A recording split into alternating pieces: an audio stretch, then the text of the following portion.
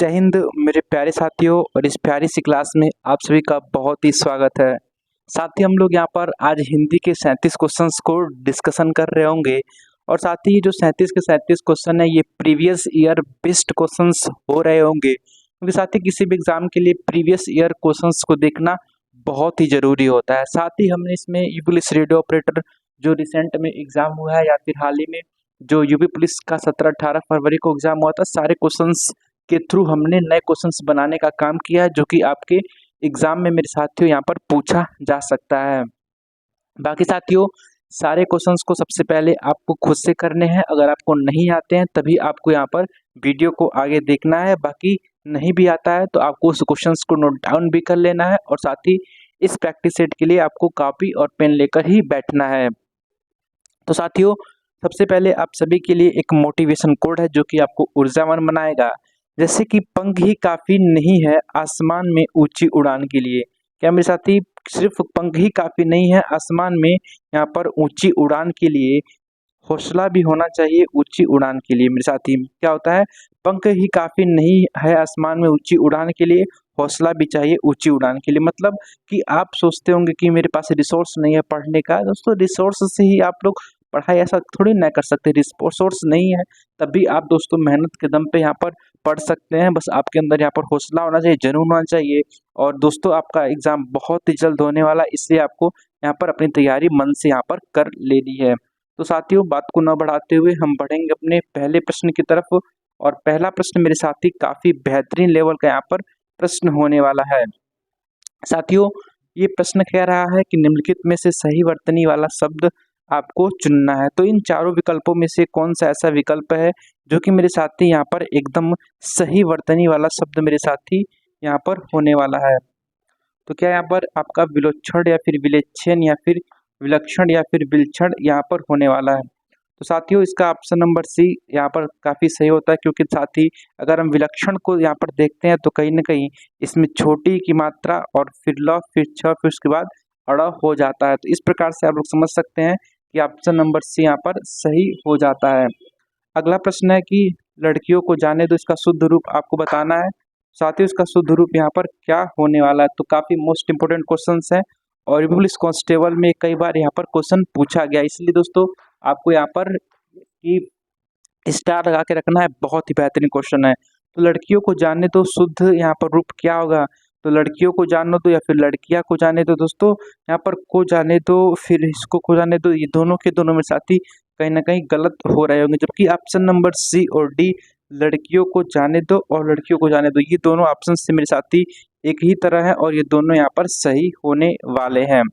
साथ ही बढ़ेंगे अपने अगले बेहतरीन से प्रश्न की तरफ। और अगला प्रश्न आपके सामने है और काफी बेहतरीन लेवल का ये प्रश्न होने वाला है। प्रश्न है आभारी हम सदा रहेंगे का शुद्ध रूप क्या है। तो आभारी हम सदा रहेंगे, इसका शुद्ध रूप क्या होगा। क्या इसे हम कह रहे होंगे कि हम सदा आभारी रहेंगे, हम आभारी सदा रहेंगे, सदा हम आभारी रहेंगे कि सदा आभारी हम रहेंगे। तो मेरे साथी इसका आप लोग क्या कह रहे होंगे। तो आप कहेंगे सर यहाँ पर हम यहाँ पर आभारी सदा रहेंगे, सदा हम आभारी रहेंगे। तो कहीं ना कहीं आप लोग बता रहेंगे कि हम सदा आभारी रहेंगे, तो कहीं ना कहीं ऑप्शन नंबर ए इसका सही हो जाएगा। साथ ही अगला प्रश्न है चक जमाना मुहावरे किस प्रकार से यहाँ पर प्रयुक्त होता है। मतलब इसका सही अर्थ क्या होने वाला है। चक जमाना मुहावरे का अर्थ क्या होने वाला है। तो खेल करना, पूरी तरह से अधिकार का प्रभुत्व स्थापित करना, या फिर आपका वाकपूत होना, या फिर डिंक हाँकना। तो सारे के सारे मेरे प्यारे साथी बता रहे होंगे कि सर यहाँ पर जो ऑप्शन नंबर बी है कि पूरी तरह से यहाँ पर अधिकार का प्रभुत्व स्थापित करना, तो ये आपका सही हो जाता है। तो साथियों सारे क्वेश्चन यहाँ पर काफी मोस्ट इंपोर्टेंट है, इन क्वेश्चंस को आप लोग हल्के में मत लीजिएगा। साथ ही बढ़ेंगे अपने अगले प्रश्न की तरफ। और अगला प्रश्न आपके सामने है। अगला प्रश्न कहता है कि तूती बोलने का सही अर्थ क्या होने वाला है। तो ये भी एक शानदार मुहावरे है और इसका अर्थ आपको बताना है कि तूती बोलने का अर्थ क्या होता है। तो क्या रौंद होता है, या फिर आपका प्यार होना, या फिर झगड़ा होना, या फिर आपका संगीत बजाना। तो सारे के सारे प्यारे साथी बता रहे होंगे सर संगीत बजाना तो होगा नहीं, तूती मारने का प्यार होना तो होगा नहीं। अब रोब ऑप्शन नंबर ए और सी में कंफ्यूजन है। तो मेरे साथी ऑप्शन नंबर सी यहाँ पर काफी बेहतरीन तरीके से सही हो जाता है। मतलब तूती मारने का मतलब होता है झगड़ा करना। ठीक है। अगला प्रश्न आपके सामने है, शुद्ध वाक्य का चयन कीजिए। पाठ पढ़कर कल आइए या फिर कल आइए पाठ पढ़कर, या फिर कल पाठ पढ़कर आइए या फिर पाठ पढ़कर आइए कल। तो साथी यहाँ पर इसका सही जो है कि कल पाठ पढ़कर आइए। तो साथी यहाँ पर ऑप्शन नंबर सी अगर आप लोग देखते हैं कि कल पाठ पढ़कर आइए, ये इसका शुद्ध वाक्य यहाँ पर हो जाने वाला है काफी बेहतरीन तरीके से। तो मेरे साथियों ये एक इम्पोर्टेंट क्वेश्चन है। बढ़ेंगे अपने अगले प्रश्न की तरफ, और अगला प्रश्न हमारे सामने यहाँ पर आ गया। अगला प्रश्न कहता है, ईश्वर का परिवाची निम्न में से क्या नहीं है? तो जीवेश, जगदीश, परमात्मा या फिर जीवनोदम। तो मेरे साथी आपका जगदीश, परमात्मा, जीवनोदम तीनों के तीनों ईश्वर के परिवाची होते हैं, जबकि ऑप्शन नंबर ए जीवेश यहाँ पर ईश्वर का परिवाची नहीं होता है। तो ऑप्शन नंबर ए यहाँ पर सही हो जाएगा। मेरे साथियों बढ़ेंगे अपने अगले बेहतरीन से प्रश्न की तरफ। अगला प्रश्न है, अगला प्रश्न भी प्रवाची है, क्योंकि आपके भी एग्जाम में दो प्रवाची यहाँ पर कहीं ना कहीं पूछे जाने की यहाँ पर प्रबल संभावना है। तो प्रश्न है कि आपका धनवी का सही आपका प्रवाची निम्न में से कौन सा नहीं है? तो क्या आप लोगों का यहाँ पर ऑप्शन नंबर ए तीरंदाज या फिर धनुषधारी, या फिर आप लोगों का यहाँ पर निसंगित, या फिर आपका जो है कि ध्वंस हो जाएगा। तो साथियों जो धनवी का सही प्रवाची नहीं होता है वो कहीं ना कहीं ऑप्शन नंबर डी यहाँ पर ध्वंस हो जाता है।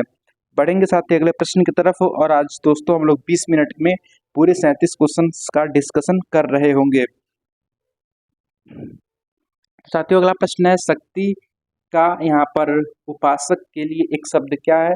जो शक्ति का उपासक होता है उसके लिए हम यहाँ पर क्या कह रहे होते हैं? तो सारे के सारे साथी बता रहे होंगे, जो शक्ति का जो उपासक होता है उसको हम जो है शाक्त कह रहे होते हैं। ऑप्शन नंबर बी यहाँ पर सही हो जाएगा। काफी बेहतरीन प्रश्न है, और साथियों हम लोग यहाँ पर वन लाइनर के बेसिस पे इसको कर रहे हैं, क्योंकि साथियों हमने इसके पहले सारे जो भी होते हैं सारी चीजों को हमने यहाँ पर समझाया है। उसको आप लोग प्रीवियस जो मैंने प्रैक्टिस सेट करा है उसमें जाके देख लीजिए। अब समय है सिर्फ और सिर्फ प्रैक्टिस करने का। यहाँ पर बेसिक्स की बात हम लोग बार बार नहीं कर रहे होंगे, इसलिए दोस्तों मैं सीधे क्वेश्चन आंसर की यहाँ पर बात कर रहा हूँ, और काफी समय को हम लोग यहाँ पर लिमिट करके यहाँ पर क्वेश्चंस को देख रहे हैं। और एक ही चीज को दोस्तों बार बार बताने से कोई मतलब नहीं है, इसीलिए दोस्तों हम लोग यहाँ पर सिर्फ क्वेश्चंस को यहाँ पर डिस्कस कर रहे होंगे, उसके एनालिसिस को यहाँ पर उसके बेसिक्स को नहीं डिस्कस कर रहे होंगे। तो यहाँ पर राजेश किस प्रकार का संधि का उदाहरण? तो राजेश मेरे साथियों यहाँ पर गुण स्वर संधि है, या फिर अयादी स्वर संधि, या फिर विसर्ग, या फिर व्यंजन। तो आप लोग बता रहे होंगे सर ऑप्शन नंबर ए यहाँ पर आप लोगों का गुण स्वर संधि यहाँ पर सही हो जाता है। साथ ही बढ़ेंगे अपने अगले प्रश्न की तरफ, और अगला प्रश्न भी काफी यहाँ पर बेहतरीन लेवल का प्रश्न होने वाला है, और कई सारे यहाँ पर स्टूडेंट इसको गलत भी कर रहे होंगे। तो आजकल यहाँ पर शब्द में किस प्रकार का समास का उदाहरण है? तो जैसा कि समाज के बारे में मैंने पहले बता दिया, तो मैं समाज के बारे में बार बार आपको बेसिक्स नहीं बताऊंगा, अब काफी कम समय है। और दोस्तों हम लोग सीधे क्वेश्चंस को अटेंड करते हुए आगे बढ़ रहे होंगे, बेसिक्स की बात हम लोग बार बार नहीं करेंगे। तो साथियों आजकल में क्या अव्ययभाव समास है, कर्मधारय समास है, तत्पुरुष समास है, या फिर द्वंद्व समास है? तो आप इन चारों समास के बारे में तो जानते ही होंगे कौन कौन से क्या क्या होता है। तो आजकल में दोस्तों आज और कल, तो जिसमें भी मेरे साथी और से जुड़ा होता है तो उसमें कौन सा समास होता है? आपको तो पता ही होगा ना कि हाँ द्वंद्व समास होता है, माता पिता आजकल, तो द्वंद्व ही समास के ऐसे उदाहरण होते हैं। तो ऑप्शन नंबर डी यहाँ पर सही हो जाता है। अगले प्रश्न की ओर बढ़ेंगे। अगला प्रश्न है आपका भूपाल पावल भूपति, आपका भूपाल पावल भूपति बदनेश नंद सुजात है। तो इसमें किस प्रकार का छंद है? तो छंद के बारे में आप लोगों ने पढ़ा ही होगा, तो हम छंद की बेसिक्स बात नहीं कर रहे होंगे, सीधे क्वेश्चंस को अटेंड कर रहे होंगे। तो साथ ही सबसे पहले छंद को पहचानने के लिए आपको सबसे पहले जो भी पित्त दी होती है उसके यहाँ पर मात्राओं को गिनना होता है। साथ ही जो भी यहाँ पर आपके दाएं हाथ की ओर मात्रा रहेंगे उसको हम लोग दीर्घ यानी डबल मात्रा गिनेंगे, जो बाएं हाथ की रहेगी इसको हम लोग यानी एक मात्रा यहाँ पर गिन रहे होंगे।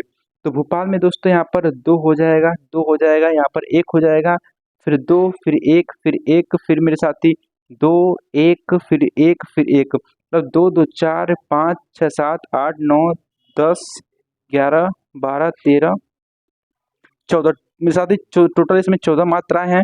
इसमें भी दोस्तों हम लोग गिनेंगे तो 1 2 3 4 5 6 7 8 9 10 11 12 13 14, 14 मात्रा दोस्तों इसमें भी। टोटल यहाँ पर 28 मात्राएं होती हैं, और 28 मात्राएं किस में होती हैं? तो आप लोग बताएंगे सर यहाँ पर हरि गीतिका में यहाँ पर टोटल 28 मात्राएं होती हैं। तो ऑप्शन नंबर ए यहाँ पर सही हो जाएगा।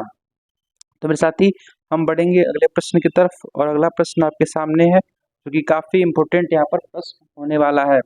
तो यहाँ पर शांति दूत में कौन सा समास होने वाला है? तो साथियों हम यहाँ पर पूरे समास के बारे में डिफाइन नहीं कर रहे होंगे, सीधे हम लोग इस क्वेश्चन के आंसर को डिस्कस कर रहे होंगे। तो शांति दूत में कौन सा यहाँ पर समास है, तो क्या इसमें बहुब्रीहि हो जाएगा, अव्ययीभाव हो जाएगा, या फिर आपका तत्पुरुष है, या फिर इसमें द्वंद्व समास होने वाला है।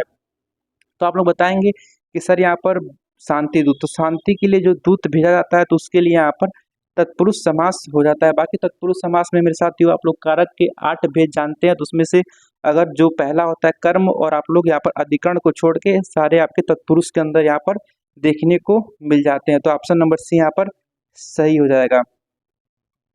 साथ ही बढ़ेंगे अगले प्रश्न की तरफ, और अगला प्रश्न आपके एग्जाम में पूछा जा सकता है, काफी इंपोर्टेंट यहाँ पर प्रश्न होने वाला है। निम्नलिखित में से योगरूढ़ शब्द आपको बताने हैं। तो योगरूढ़ आप जानते होंगे कि टोटल शब्द यहाँ पर 3 प्रकार से देखने को मिलते हैं। एक तो यौगिक होता है, रूढ़ होता है, और एक योगरूढ़ होता है। साथियों जो योगरूढ़ शब्द होते हैं वो कहीं ना कहीं बहुब्रीहि समास के उदाहरण हो जाते हैं। तो आप लोग बता रहे होंगे कि यहाँ पर पंकज होगा, दयानिधि होगा, या फिर आपका पानी होगा, या फिर आपका जो है कि विशाल काय हो जाएगा। तो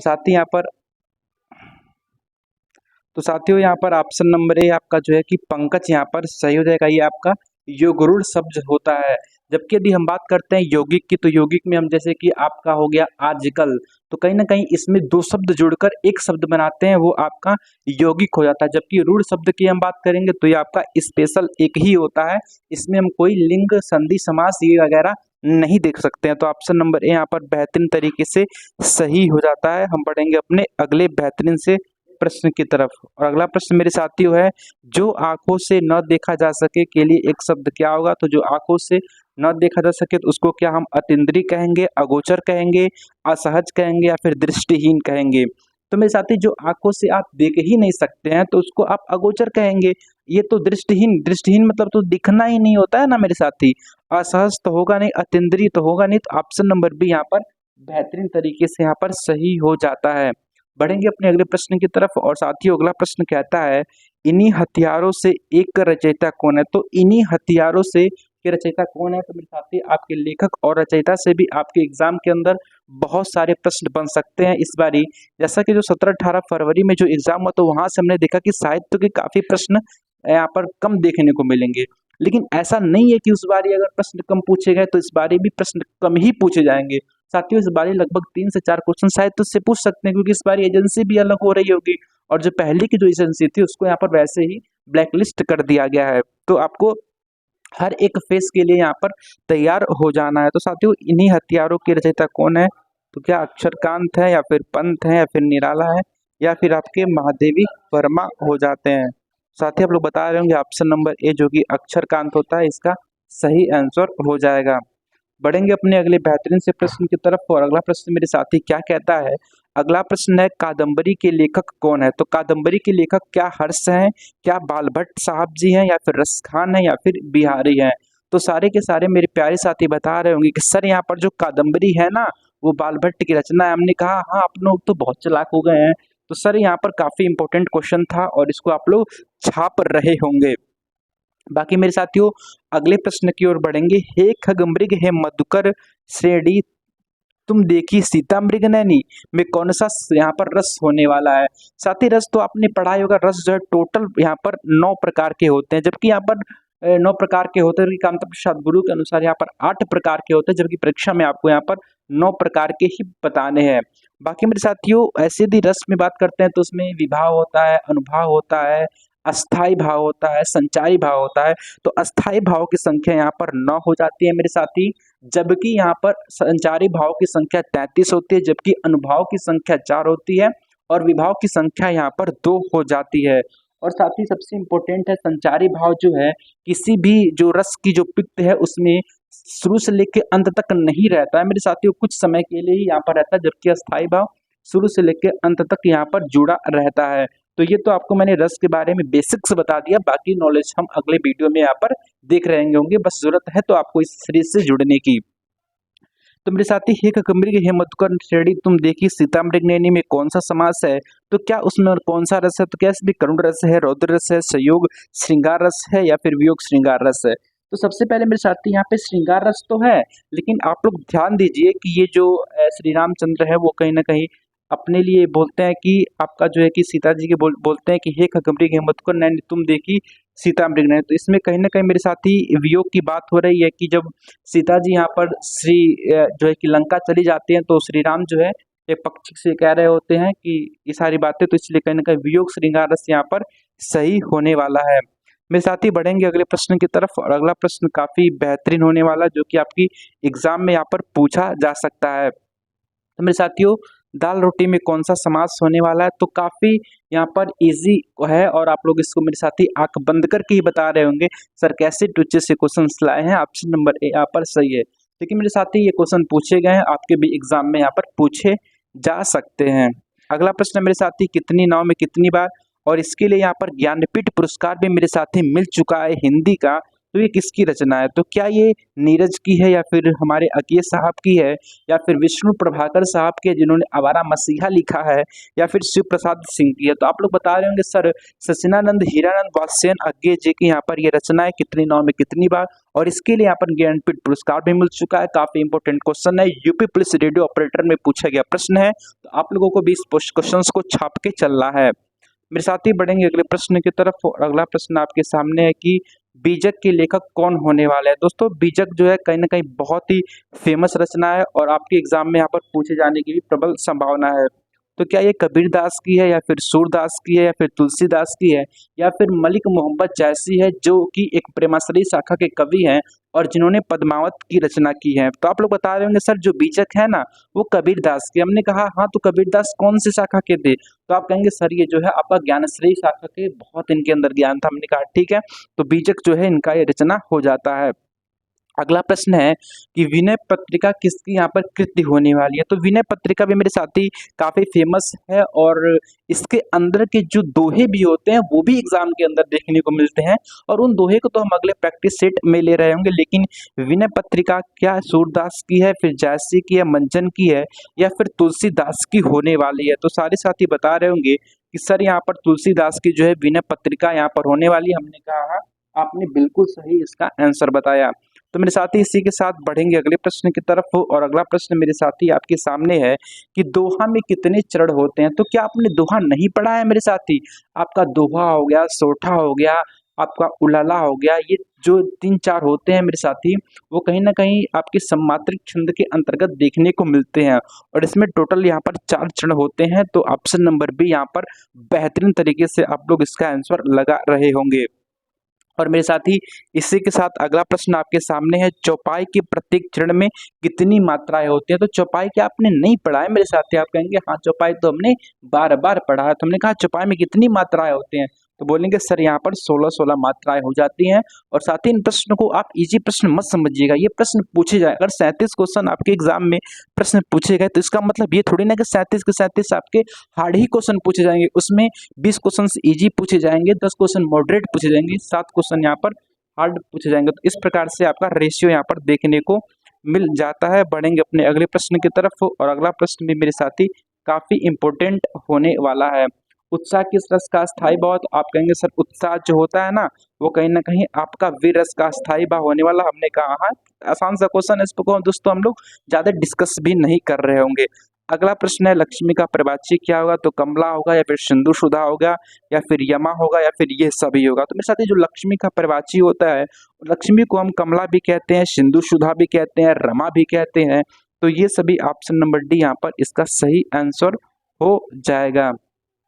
और मेरे साथ ही इसी के साथ हम बढ़ेंगे अपने अगले प्रश्न की तरफ, और अगला प्रश्न में मेरे प्यारे बहुत ही शानदार सा प्रश्न होने वाला है कि विवाह का कौन सा प्रवाची है? तो विवाह आपने तो करेंगे ही दोस्तों वर्दी मिलने के बाद, तो यदि उसका प्रवाची भी तो आपको पता होना चाहिए ना। आपका विवाह का ही नहीं प्रवाची याद रहेगा तो क्या ही आप नौकरी पा पाएंगे? तो साथी क्या परिणय हो गया, या फिर रोहित, या फिर बल्ली, या फिर अयान? तो कहेंगे सर आपका परिणय होता है कि नहीं, कहते हैं जो भी यहाँ पर बड़े बुजुर्ग रहते हैं कि आपको हमने परिणय सूत्र में बांध दिया, यानी विवाह के बंधन में बांध दिया। तो ऑप्शन नंबर ए यहाँ पर सही हो जाएगा। दोस्तों अगला प्रश्न है आपका, त्योहार का तत्सम क्या होने वाला है? तो मैंने आपको पहले ही बताया कि तत्सम और तद्भव क्या होते हैं, तो काफी इजी है मेरे साथी। तो त्योहार का हम जो है तत्सम की बात करेंगे तो कहीं ना कहीं त्योहार तो होगा नहीं, त्योहार वही तो छापेगा नहीं, ऑप्शन नंबर डी है नहीं, तो ऑप्शन नंबर सी यहाँ पर तिथिवार को ही हम साथी त्योहार कहते हैं। सबसे पहली बात, इसने त्योहार भी मेरे साथी गलत लिखा है, त्योहार में सिर्फ और सिर्फ एक ही मात्रा हो रही होती है, तो कहीं ना कहीं मेरे साथी ऑप्शन नंबर सी यहाँ पर सही हो जाएगा। पढ़ेंगे अगले प्रश्न की तरफ। अगला प्रश्न भी काफी शानदार है, पंडित का विलोम क्या होगा, तो पंडित का क्या विद्वान विलोम होगा, ये तो होगा नहीं, पंडित होगा नहीं, कुपंडित होगा नहीं, तो मूर्ख ऑप्शन नंबर डी यहाँ पर सही हो जाता है। साथ ही बढ़ेंगे अगले प्रश्न की तरफ। अगला प्रश्न है कि चुलबुलापन में कौन सा प्रत्यय होने वाला है, तो चुलबुलापन में मेरे साथी चुलबुला धनपन लिखेंगे तो कहीं ना कहीं मेरे साथी यहाँ पर पन हो जाएगा। बहुत से साथी मेरे अन्न मारेंगे लेकिन ये गलत होगा, क्योंकि मेरे साथी कि अगर आप अन्न मानते हैं तो कहीं ना कहीं चुलबुलाप तो कोई मतलब होगा नहीं, तो चुलबुला तक ही होगा ना, कोई एक अर्थ निकलना चाहिए मेरे साथी। प्रत्यय और उपसर्ग एक वाक्यांश होते हैं, तो एक वाक्यांश पन निकाल देंगे और चुलबुला एक अर्थ निकलेगा एक शब्द का, तो कहीं ना कहीं ऑप्शन नंबर बी यहाँ पर सही हो जाएगा। मेरे साथ ही बढ़ेंगे अगले बेहतरीन से प्रश्न की तरफ। और अगला प्रश्न है कि दुशासन में कौन सा संधि विच्छेद यहाँ पर होने वाला है, तो ऑप्शन नंबर ए दुशासन सही होता है। महाभारत के रचयिता कौन है, आप जानते हैं वेद व्यास जी हैं। काफी इजी क्वेश्चन था मेरे साथी, लेकिन प्रश्न पूछा गया है आपके एग्जाम में।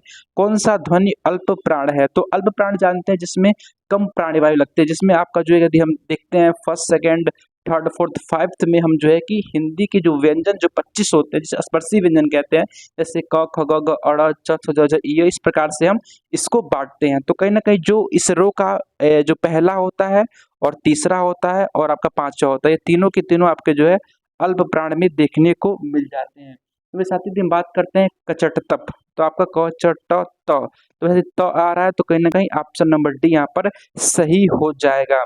जबकि महाप्राण में आप जानते हैं इसमें अधिक प्राणवायु लगती है, तो इसमें हम लोग जो है आपका दूसरा और चौथा देख रहे होंगे। अगला प्रश्न है हिंदी वर्णमाला में स्वरों की संख्या साथियों वैसे आपको बतानी है 11, लेकिन मेरे साथी लिखित आधार पर 11 होती है, मौखिक पे आपके यहाँ पर 10 हो जाती है, तो ये भी काफी इंपॉर्टेंट क्वेश्चन था। बढ़ेंगे अपने अगले प्रश्न की तरफ। मेरे साथी अगला प्रश्न भी काफी इंपॉर्टेंट होने वाला है। अंबर शब्द का समानार्थी कौन सा नहीं है, तो अंबर का आकाश होता है, वस्त्र होता है, धातु होता है, कपास नहीं होता मेरे साथी। जूट शब्द का प्रवाची कौन सा नहीं है, तो मिथ्या मृषा असत्य होता है, वचन नहीं होता है। पढ़ेंगे अगले प्रश्न की तरफ। अगला प्रश्न भी मेरे साथी काफी बेहतरीन है कि ये रामायण वाला, तो आप जानते ही हैं कि यहाँ पर आपका वाल्मीकि जी हो जाएंगे।